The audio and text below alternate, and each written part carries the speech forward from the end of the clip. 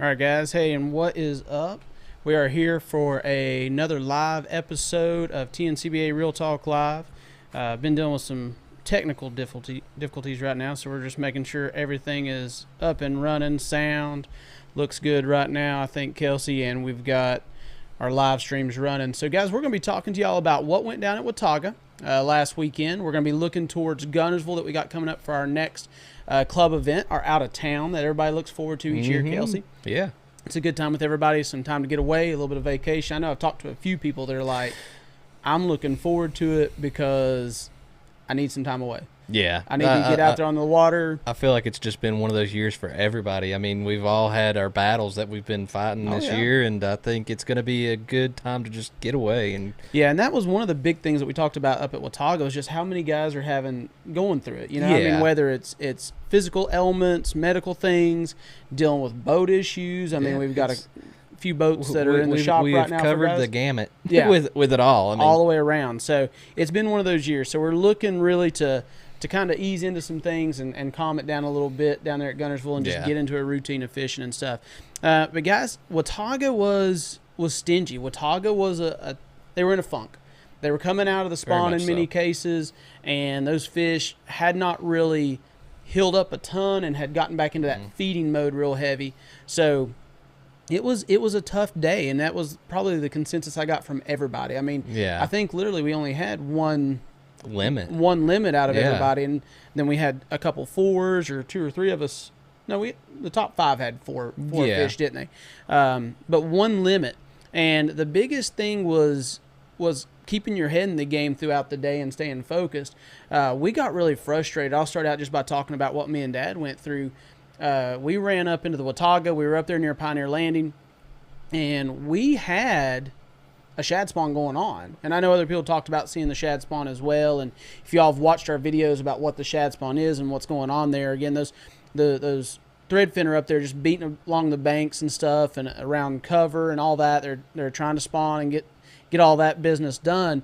But with that, they're also they're just a buffet for the bass. Yeah. And it was frustrating because as much as we were around it, we could not get any of them to bite, you know?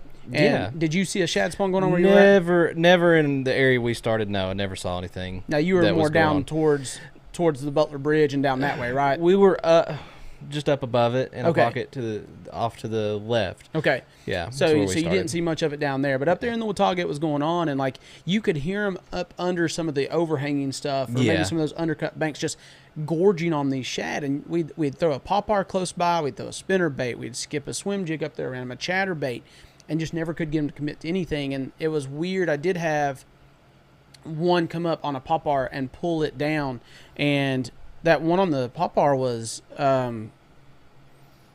just grabbing the feather. like it was weird. Yeah, they weren't getting it really good. Well, I mean, it's like, throwing a glide bait earlier that day. I mean, it's just like nothing really wanted to attack. No, nothing. I mean, any of the bites that we had were just, you never felt it. Sluggish. They were very sluggish. Yeah, the fish were just very off their game, I would say. So, guys, we're going to talk about our top three and what our top three were doing. I had a chance to reach out to those guys today, and they were able to share with us what they caught them on and just give us a little bit of a gamut. And I know that talking to Kevin Stevenson, who lives up that way, knows the lake really well. He came in with 13 pounds. We had one dead fish, so that bumped him back down to 12. But that was still enough for the day for him to get first. He said that morning it was crazy what was going on top water, but they never would touch it. It wasn't like he caught him and lost him. Yeah. Or hooked into him and lost him. It was they're blowing up all over it, over top of it, all around it, and just never getting a hold of it. So he had some top water action going on that morning, and he said that for him on here, a bone sexy dog caught 2 of his fish, and then a white spinnerbait, and then 2 on the glide bait. Now, I know you saw him throwing the glide bait around some stuff, and he said docks and laydowns were his main focus. Yes. And those are typically our big players up there. Oh, you can get on the smallmouth and stuff around some rock or some clay and stuff. But if you're around predominantly greenfish and stuff like that, you're going to be around those docks and laydowns. Yeah. So top water for him, the sexy dog, a walking style bait, excellent this time of year. And then the spinnerbait, of course, anytime there's a shad spawn or getting into that post spawn is really, really good. So a white spinnerbait, which we heard somebody else or saw somebody else throwing that and caught some fish on it. Around us we saw, but I think Dad caught 1 on the spinnerbait. I think that was our first one that we caught. Never got the first bite. Well, I mean, he threw it enough that he should have caught plenty. But I take that back. Dad did have a bite. He threw over a limb and his bait was sitting there and he was fiddling with it, and then when he went to pull it back up, there was a fish on the other end of it, so it bit it on the fall. But yeah, we would have had 5 there. Would have had 5. He's calling you out, Bob. So I'm pretty sure Bob was calling you out there. He's carrying you around this year. He has carried me. His back's starting to hurt just a little bit. Yeah, I'd say so. So we keep leaving the boat. So a spinnerbait, we see that one popping around there. We heard that from a few other guys, and then the glide bait. And guys, the glide bait up there on Watauga is always a major player, typically for some really big bass. Those largemouth really like to stage up around those docks and around those laydowns. I know we caught one on a hard-bodied swim bait, that Gantia, and it was really focusing on the tips of those trees that we saw them. But for the one that I did catch on the hard-bodied swim bait, we saw like 4 or 5 more follow it and just wouldn't commit like you talked about earlier. Yeah. And that's frustrating. So that glide bait can get you in trouble really quick. So, again, that's how he put together his 5. So, again, the top water that morning, bone sexy dog, a walking style bait there, the white spinner bait for one of those, and then 2 others there on the glide bait. So that went to the tune of 13 pounds. Now, under our expectations for sure, right? Definitely. Yeah, I was expecting especially after the tournament we had last year out there, which, I mean, we were there a little later in the season. Yeah. We were there in the 1st of June. So that's always something to think about. You're there a little bit later. I think it was just they weren't there yet. They were still healing up. They weren't. And did you notice lethargic. That they were very thin. Yeah. And still kind of beat up. Like, not that their tails were bloody or anything, but they seemed to beat up. I mean, bad. Most of our fish were spots. I mean, most of the large. I mean, the largemouth and stuff. The largemouth, they looked a little rough. They were a little rough.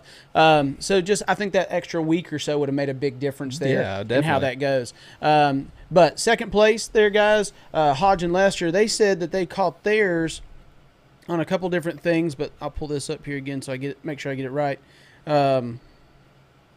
Theirs were on a fluke and a spinnerbait and 2 on a jig. So kind of a couple different styles there, with the jig being the first time I saw anything not moving around. That was probably mostly the game to play. Kind of get something moving early in the morning. Well, I would just think, being versatile, because, I mean, that's the kind of day it laid out to be. And like I said, all these baits are things that are staples here this time of the year. It was being at the right time, at the right place, right? Yeah. And making sure you got that bite. So that spinnerbait, again, you see that pop up, a fluke. I didn't throw a fluke. Never even crossed my mind. Now, did you tell me that you saw somebody catch one on a floating worm? No, that was Snyder. Okay. Snyder told me that they were up there, just up above Butler too. I mean, we threw it. He saw a guy pull one out from under a dock on a floating worm. So a floating worm was something else. Should have stuck with it a little more.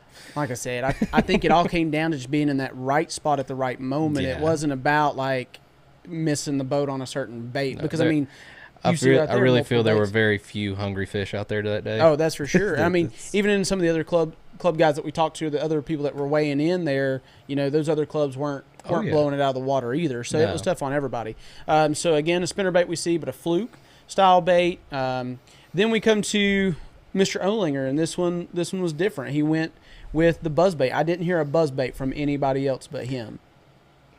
Right place, right time. I mean, like you've been saying. And he was catching them around docked, and he was probably the one that talked to me most about saying, like, he kind of called them all throughout the day. And that was one thing he said, is like that he caught them on the buzzbait around floating docks, caught them all day on that.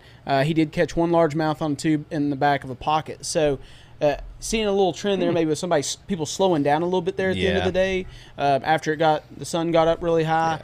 Yeah. So I know that the action definitely slowed down. We went and ran bridge pylons and stuff later on. It's played out for you in the past. It has. It has. And, dude, nothing. It was just like pulling teeth. And we tried the bridge up at Pioneer Landing. We tried the main bridge there at Butler, and standing timber, all that stuff. And it was just a really frustrating day, and it was a hard grind. I know that Hodge and Lester said that they only caught 8 fish all day. We didn't even catch that. If we caught it, it was a keeper. We didn't catch many small fish. Yeah, I want to say we did catch about that many. Yeah. But I mean, it was just it was weird. It was a very weird day. It was very slow. Okay. Compared to, like I said, last year, it was just we caught a lot more. Yeah. So I think looking forward, just giving it a couple more weeks, and of course, if the weather was different, you know, you might have things warm up quickly, and well, we were talking to another angler up there that said, you know, there was never like big waves go up. Yeah, it was just a very elongated spawn. The spawn was really weird this year. I mean, just very small phases, I believe, because I mean, even when we went out on Holston, it just wasn't. It wasn't like it normally is. It wasn't a slugfest like it should have been. Yeah. But it's just the fish have been playing weird this year. I mean, So I think I do think that hurt us a little bit, that the spawn has been a little bit more just prolonged and just let out a lot more. And guys, if you've got questions or comments or anything like that watching this, drop something in there for us, and we'll talk about that. But water temperature, what'd you see up there? Low 70s. Okay, I was seeing about the same thing. 71, 72. When we came back down the lake, there was a little bit there in the upper 60s, but mostly another thing 70s. that we had factoring in, the water was very stained, I guess. Did you know? Okay, you noticed that too? Well, I talked to somebody earlier this week, and he said that the lake is trying to turn over. So that was another problem that we probably had to deal with. It was a weird color, especially up in that river section up in the Watauga. Like it was very strange, kind of like to me. A tannic. Yeah, it had a strange tinge to it. You know, you always think about algae blooms and stuff in the spring as well. Oh, yeah. And, of course, Watauga is an interesting one because they've let it fill up. I mean, that lake was – it seems like it's always at its brim or higher this time of year. You never fish it low. Well, I imagine just with, you know, with all the stuff that has been going on down the way with Boone and all that. They probably hold that one back the most because it has more room to fill up, I guess you would say. I mean, there's not many houses. There's not a lot of stuff close to the shore. Right. So I feel like that's my personal opinion. I don't know. And we both know you drive by Rat Branch or whatever down there, like it's not an odd thing for the fishing pier to be underwater or it to be over the dock. I'm sure it is today. Down there, with all the rain that we've just had. That's one thing that they do. So, guys, if you're going up to Watauga here in the coming week or so on, those fish are starting to pull out. I do think Dad and I found one fish maybe on the bed back down the lake towards Fish Springs. So there might be a few in there that were still. And the main reason I feel like it was on the bed is I threw that hard body swim bait in there and came out. It was at the base of a tree. So you had a big long lay down running out towards the middle of the lake. And I throw up towards the base of it. And as I'm reeling that thing out, it comes up and just, I mean, it not just swirls on it and you see it flash, you feel it. Like it bumped it hit it hard. It's and like, then get out of here. Then nothing. So Dad threw the worm in there right after that and just let it sit, and all of a sudden she picked it up and he followed her out about halfway to the boat or so, and she came off.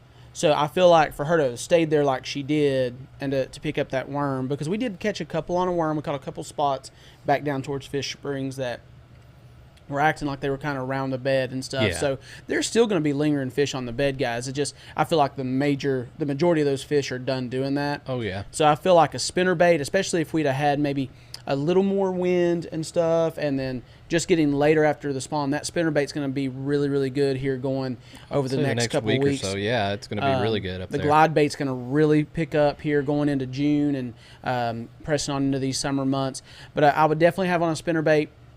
I would have on, looking at what these guys have talked about, a buzz bait, a fluke style bait, or a floating worm if you're going up there this time of year. Or a Cinco. Or a Cinco around that stuff. But again, if you're up there trying to just power fish and move, that fluke and that floating worm or something that's a little more finessey that you can still move pretty quick. But that spinner bait and that buzz bait, you're going to get some bites. But just I would key in on those floating docks and the laydowns. Now, the laydown that you said you all threw across or that your dad got bit on, for me, the laydowns on Watauga that I'm looking for, guys, they're not matching the slope of the bank.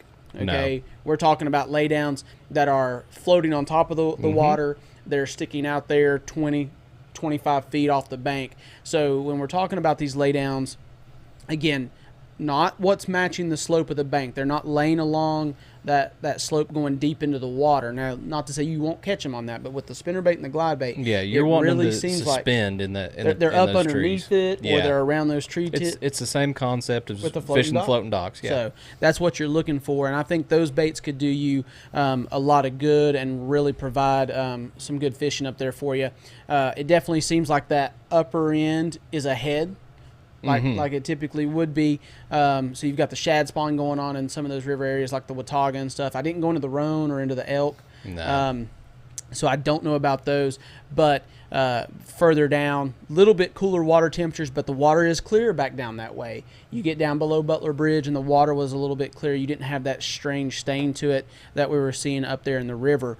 But again, people caught fish, just not what we were expecting here. Yeah. And like we've kind of said it multiple times throughout this time period of just it's been a strange spring that has lingered and stuff. We've had higher expectations for the past couple tournaments. That is true. That is true. So, but the fish have been biting. We can't complain about that. Now, so here's what we're going to do, guys. We're going to talk really quick about how points are kind of shaking out, and then we are going to go and look at Guntersville after we take a quick commercial break. So I'm going to pull up our points here right now, and after 4 events we have put in there 1 drop. I believe you put in 1 drop. Yes. And so if you go to the website and you scroll down to the 2022 standings there, you'll see our top 6. And again, our Angler of the Year race is sponsored by Piney Pond and Firearms. Guys, they have along with the selection of firearms, they also have a great tackle selection right now. So if you want to, they have grown that quite a bit. Gabbard it has great. done a really good job of getting that set up, and it looks good and stuff like that. So head over there to pick up some tackle needs. But Piney Pond and Firearms are AOY right now. Mr. Kelsey Harvey, y'all have had a good start. You were telling me what have been your finishes so far? We had a 1st, 2nd, and 4th. We did not fish Boone. Right. So there's where that drop helped us there. Brings you back in. Brings and us that's the back nice thing into about it. With the club, guys, is that with that drop, you're going to be able to compete. And we have multiple drops, so you're not out of it. Again, being as weekend anglers, things come up and stuff like that. So Kelsey Harvey leading with 154 points, and then right behind him, Mr. Wayne Winchester with 153. And we were looking there at bonus points. Bonus points play a big part in this. Oh, yeah. With those big fish. Winchester had 2 smallmouth over 4 there a little while back, and big fish for that tournament, so that gave him 3 bonus points. So, guys, those bonus points are huge. And then we have Andy Hodges and Keith Lester both tied with 152, and then Bob Harvey with 151. You got to make those meetings, Bob. Kelsey said you ruined the day. You missed that meeting at 1 point, man. At 1 point, bump you up there and tie for that 3rd place. And then Crockett with 150 points there, rounding out our top 6. So that's where we stand right now in our Angler of the Year standings, guys. Things are going to stay close and tightly packed like that. The next few events that we've got coming up, you've got Guntersville, which we're going to talk about after the break.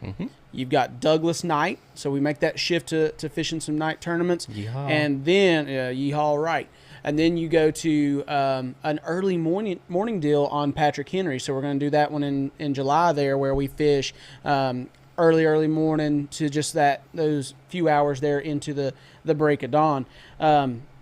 So with that being said, guys, Watauga, it's under our belts. Wasn't what we hoped it would be, but you learn from it. I don't know that there was really anything I would change about my game plan very much. Is there anything you would have done differently? No, I mean, not really. I think, I mean, we went out, we done what we planned on doing.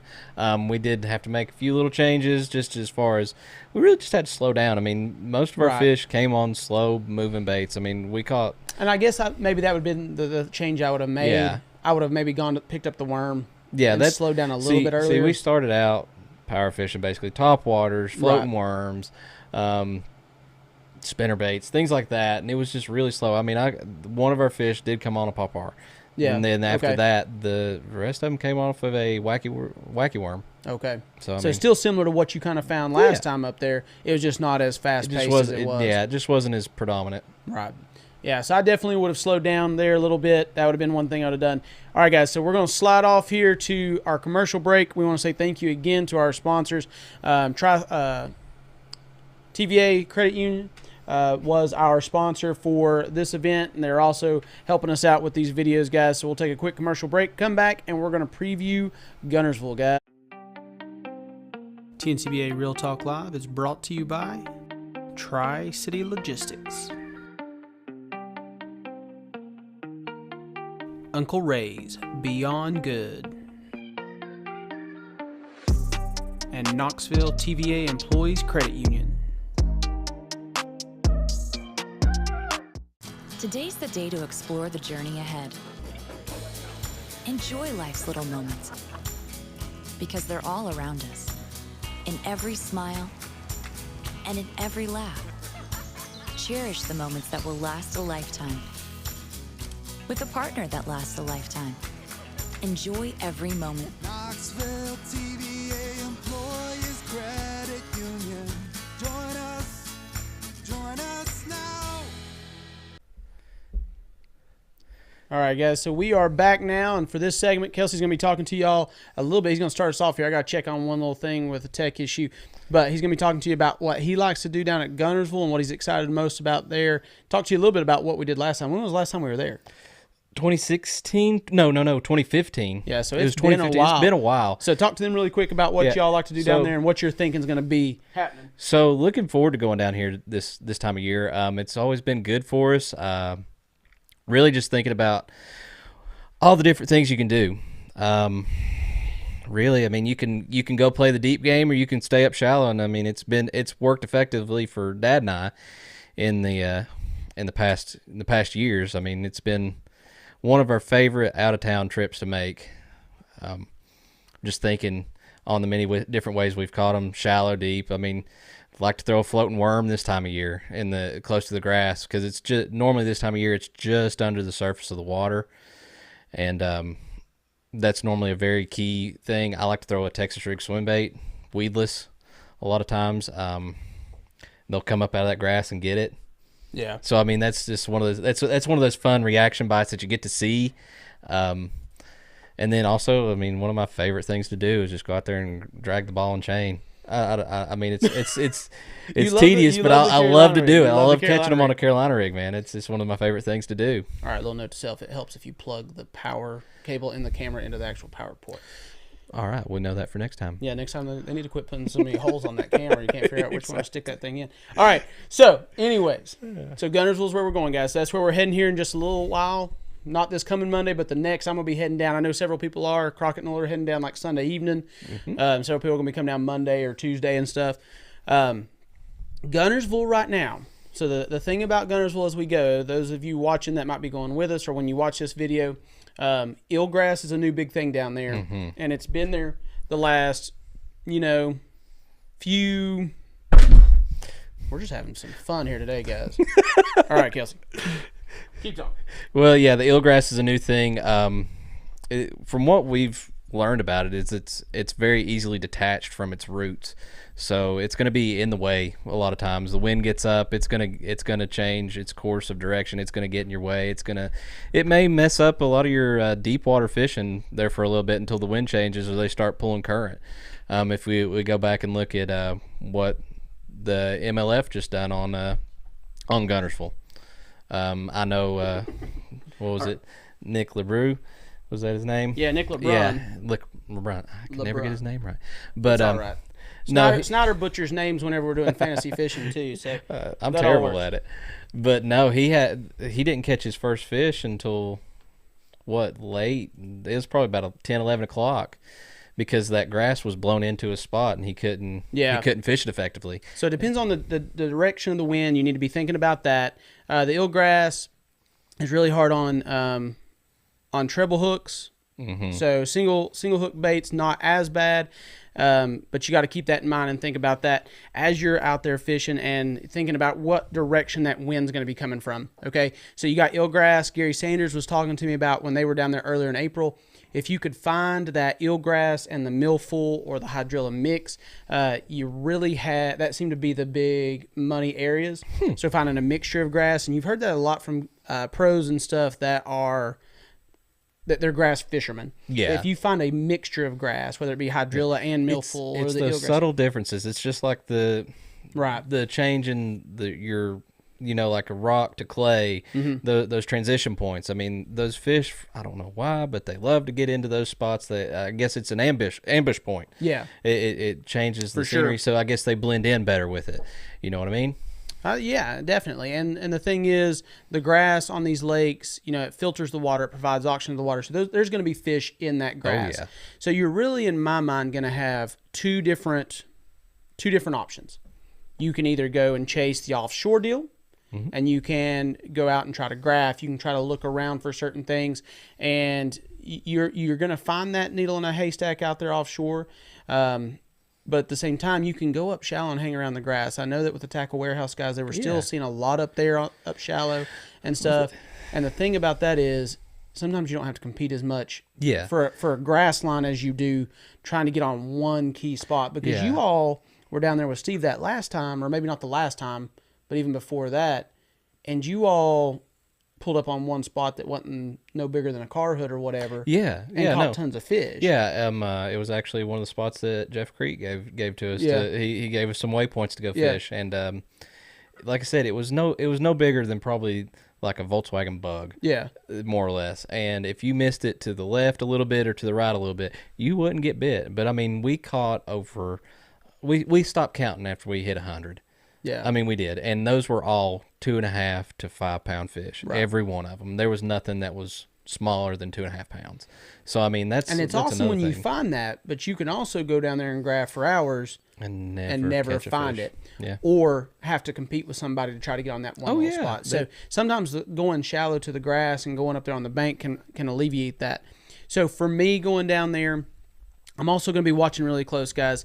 Get on the TVA app and be checking the water and seeing how are they running stuff, how much are they pulling. The more water that they pull, the better that offshore bite is going to be. So keep your eyes on that TVA app while we're down there. And that's the case if you're fishing Chickamauga or any of those Tennessee River lakes. Now, Douglas is a little bit different, and me and Kelsey are going to be doing some of our how-tos in these coming weeks on fishing offshore, and we're going to be looking at some of the differences between fishing offshore Tennessee River versus fishing offshore like Douglas. Yeah, because we see a beasts. lot less current on Douglas versus places like Chickamauga or Guntersville. So keep your eye on that, because maybe one of the things is you're going to do both. You're going to fish the grass at some point. You're going to fish the ledges at some point. Yeah.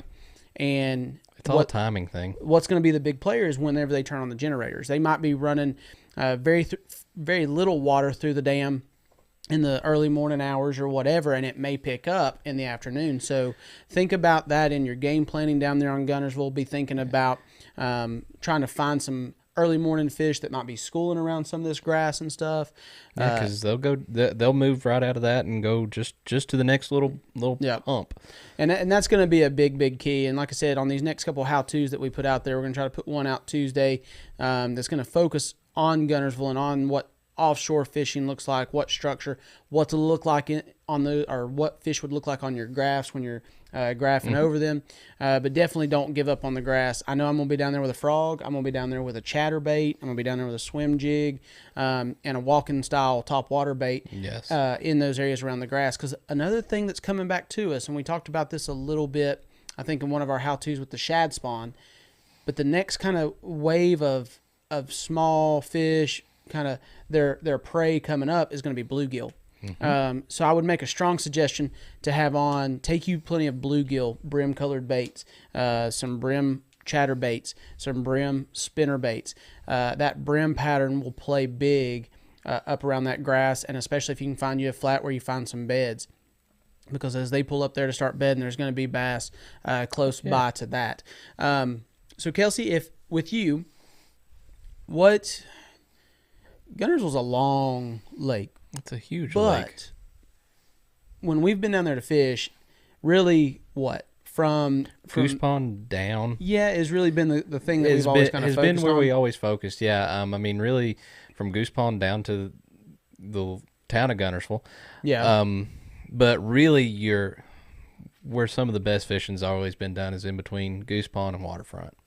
Yeah. Those are, I mean, I can think of you don't have to go run far. You don't have to run far. Because, again, we're weighing in at Goose Pond. We're taking out of there. And, again, this is a Thursday-Friday deal. We fish our out-of-towns on those 2 weekdays to kind of get around the crowd and stuff. But you really don't have to move far from North Salty or branch out very far to get on loads of fish. It's one of those deals of, don't necessarily want to call them retreads, but, there's lots of tournaments that go to Waterfront. There are lots of tournaments that go out of North Salty there at Goose Pond. Yep. The number of fish released back into that area. Oh, yeah. There's always a huge population of fish there. And I'm just going to say it right now. I think our big fish largemouth for the year is going to come out of this tournament. Well, and right now our big fish largemouth is what, a 4.9? 4.90. Fred Rutherford's leading that. So a 4.9 right now that was caught on Boone. So there's definitely a good chance for that to happen here. I'm just saying, I'm going from past history. Every year we've gone down there this time of year. There's been something over 5 weighed in for sure. There's been multiple people catch fish over 5 pounds. I mean, and Guntersville may not put out the numbers of like double-digit fish or 9, 10s like maybe a chick does sometimes early in the spring. But Guntersville's got consistency with that. 5 to 7 pounders. Yeah. It does. So you're going to catch a lot of good, healthy fish. And I love fishing for those Tennessee River bass because they fight harder from that current. Yeah. Or if you're catching them out of the grass, it's a dog fight. These fish have shoulders. They have shoulders. I don't care if they're 2 pounds. You think you got a 4-pounder on. So the two things that you're going to have there, deep and shallow, okay? You're going to have your offshore deal, and you're going to have your grass that's going to play up shallow. But let's talk about baits to take into those really quick, and then we'll talk about what we think the outcome's going to be. And then after we shut this thing down, maybe we can get all the technology where it should be so we don't fall apart and look like a couple buffoons again.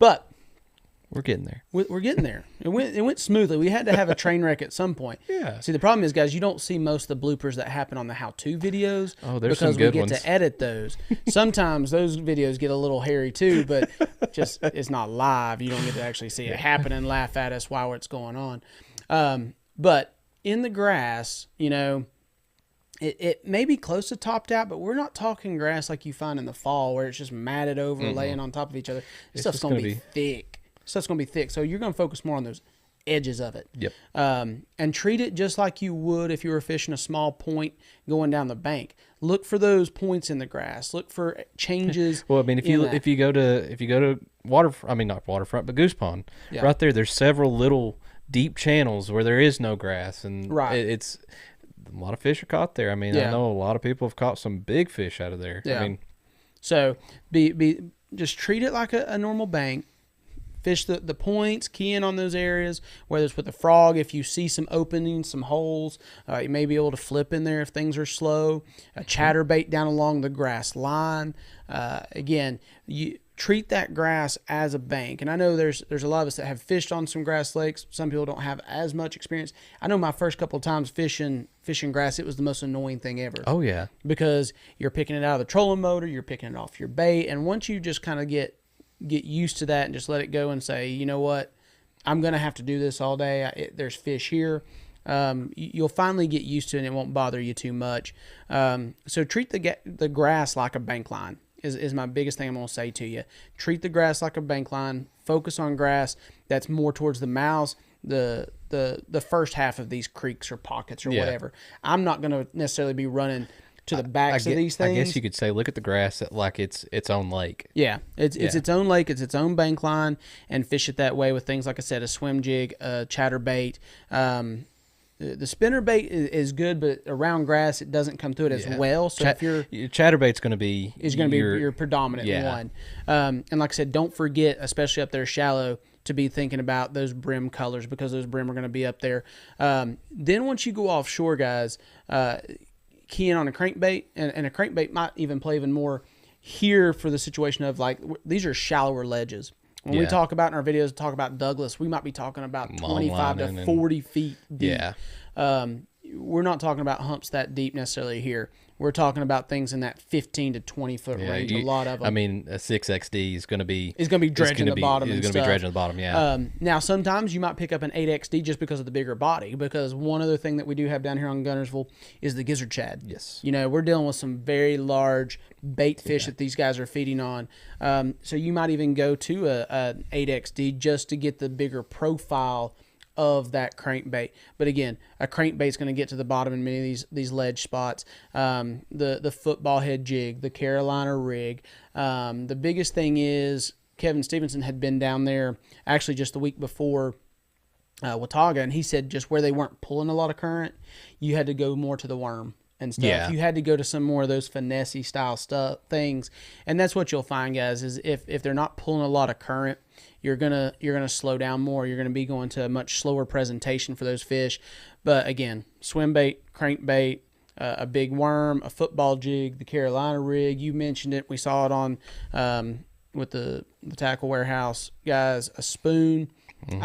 I'm not as fond of the spoon. I know it works. I'm not gonna say it doesn't work. I'm right there with you. It's not like that's not one of those things I'm going, man, I can't wait to go throw that thing. And I'm not even talking about throwing the big one. Like the big one will wear you out and stuff. But the spoon is not something I jump on very quickly. But preacher jig and stuff like that. So the main key there is graphing some of those areas near the main lake and then working your way in. You're wanting to find things that are setting up in the current. These fish, the bait fish are in the current. These fish are setting up to feed on them. So you're looking for areas on those maps, and that's the next thing I'll add before we talk about kind of how we think weights will shake out. And this will completely be a blind one since we ain't fished there in so long. But it's been a while. Guys, a mapping card or at least the apps on here, two great ones, the Navionic app and the CMAP app, either one of those. The paid features on those for the year are impressive and very helpful, especially in this case. Guntersville is a place that if you've never been there or if you're used to running around up here, as soon as you get out of the channel, sometimes you're in 3 foot of water. You may be out in the middle of the lake a quarter of a mile from the bank, but where they dredge these lakes and stuff, it gets very shallow very quickly. So I strongly recommend a mapping card. I strongly recommend studying those apps, looking on and see Google Earth works really good for some of the places like Douglas and stuff. Yeah, but places like down on Chick or on Guntersville, they don't pull the water down as much. So sometimes you don't get to see stuff. Yeah, like winter pools 5 feet. Yeah, 5 foot low. Yeah. So the obvious things are there, but even sometimes you miss some things. So get you a good map card, or at least have those apps ready to go so that you've studied that place. You know where you're running to keep you safe. Marker buoys and things, guys. With the marker buoys, remember red right return. If you're running up into the river, red should be on your right. If you're returning like into a creek or returning to a dock or something, red should be on your right. So just keep those things. Stay between the red and the green as best you can. The one creek I know that is crazy to get into, especially if you try to run the markers, is South Salty. That one kind of winds through there. So do some study up on that. Study those maps really well, and that'll help you enjoy the time down there even more so. Because I know the first time we went out of town with you all on a lake and we didn't have a map card or anything like that, it was stressful. It's tough. Because, I mean, you look around, and especially in some of these places, it's just a sea of grass or whatever, or you get out of the channel and you freak yourself out. I remember the first time we went to Guntersville. It was in April, so the grass wasn't up, nothing like that. And I remember Dad and I were running down the lake, and I was hitting him on the shoulder, and he thought I was telling him, look at how fast we're going. But no, I was like, look at the depth. We're in 4 foot of water. Like, I don't care if we're doing 70 miles an hour. We're in 4 foot of water. Slow it down. But he was going fast enough that when it came to a complete stop, it was going to throw you into the next deep channel that was over there. So you were going to be okay. Yeah, but I mean, just always be mindful of just pay attention. Don't get caught up in that. That is a lake, like I said. Don't get caught up in just sightseeing. Understand where you're at all times on the lake. It's a great lake, though. We've had some really good tournaments. That's what's going to make this prediction of weights really hard, is because, I mean, we've had tournaments where 20-plus pound bags come in, but at the same time, depending on just the generation schedule and just fishing pressure, it may be 15 pounds a day. That's the other thing. This is a 2-day tournament. Mm-hmm. So let's go ahead, Kelsey. Put our money where our mouth is. What do you think?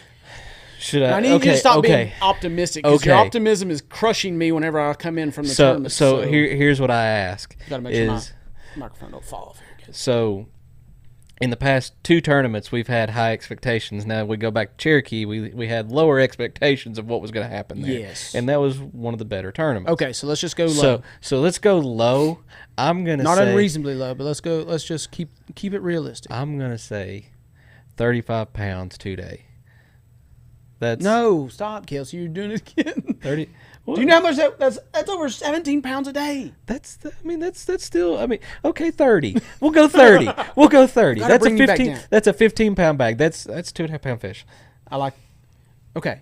I mean, those are cookie cutters. I can go with 30 pounds. You get you some 2.5s. Found you a 3.5 here or 4 kicker fish in there somewhere. Yeah. I'm gonna say 30 pounds. You're gonna say 30 pounds? I'll stick with 35. I'll go 35. Come on. Let's just go back to 35. 35. All right. So you think that a 17.5 pound average a day? That's a good average of fish. I definitely think it's doable. Yeah. It is not this time of year. These fish should be further along than everything we've seen so far. Yeah. So they should be offshore. They should be the ones that are still up in the grass should have had time to heal up. We shouldn't be talking about fish that are slicked out. That's the thing about this lake is those fish live in those spots. They're either out deep, they move up shallow to do their thing, but there's several that just live on the bank. Oh yeah, all year long. Okay, so 35 is what you're going to say. I'm going to go with the under on you. I'm going to say 30. I think of 15 pounds a day. I think the only thing that's going to hurt us is the Tennessee River this time of year. Yeah. I think it's going to be really busy out there. I think here's what I'm going to worry about myself for. Like, I'm going to be worried to move. And I know that sometimes you need to just fish a spot, let it rest, move on. I'm going to be scared to do that, and I might hurt myself by trying to sit on a spot or stay in one area and not run around too much. Here's one thing, looking at it right now, with all the weather we've had here lately, the rain, hopefully it starts to dry out a little bit and they start pushing that water, because, these lakes up here are getting full. And that's the thing. Usually, summertime, more electric being used as well. They usually generate even more for that as well. So hopefully that will be a good factor going into all the I know today they were pulling 60,000. I would like to see the lake clean. I really would like to have a week here where it kind of settled down a little bit. Yeah. Not to say I want it to go into a dry spell where they stop pulling so much water, but I would like for it to slow down a little bit so it's clean and there's not a ton of grass ripped up. Yeah. Like you were talking about with that eelgrass getting picked up a little bit easier. I'd like for it to not be pushing 80. I think today when I looked, guys, it was like they were pulling 60,000. So that'd be a good day to be on the water. That would have been a good day to be on the water, depending on how much mud was flowing down through there and how much debris and stuff. But again, so you think 35. I'm going to go a little bit under you with 30. It's a 2-day event, so somewhere in that 15 to 17 pound range a day is going to do it. You never know. We might even mess with things and rearrange it like we did down there on Clark's Hill and go out and do a early morning on day one, do an evening portion on the first day, and then go out there and fish day 2. We'll have to base that on the weather. That is true. That is one thing to keep in mind, guys. Other thing, heat. Guys, drink lots of water. Make sure you're eating plenty throughout the day. I'm bad about it.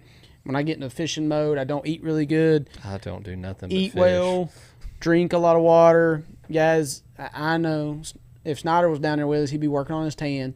But, man, that sun will drain you. It will wear you out on a 3-4 day trip like this. Cover up. Keep some sunscreen on. Sun buffs, sun gloves, hats, all that stuff.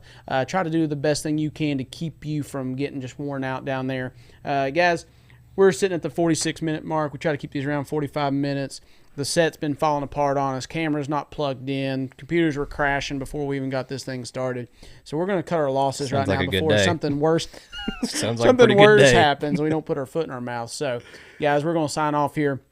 We hope y'all have a great time these next couple weeks or so that these fish are moving back out and getting out of that post-spawn funk. Those of you that are heading to Guntersville, be checking your emails and be sending some stuff out to you with some other information just to make sure we're all on the same page and everybody's got their license and all the details that they need to have. But we look forward to a great tournament. When we come back from Guntersville, we'll have another show for y'all to recap Guntersville and look forward to that July or Douglas tournament later in June, that first night one, guys. But we will see y'all later. You all have a great time. And Kelsey? Y'all be safe out there. Keep it in between the red and green buoys, buddy, and tight lines. Yeah, that's right.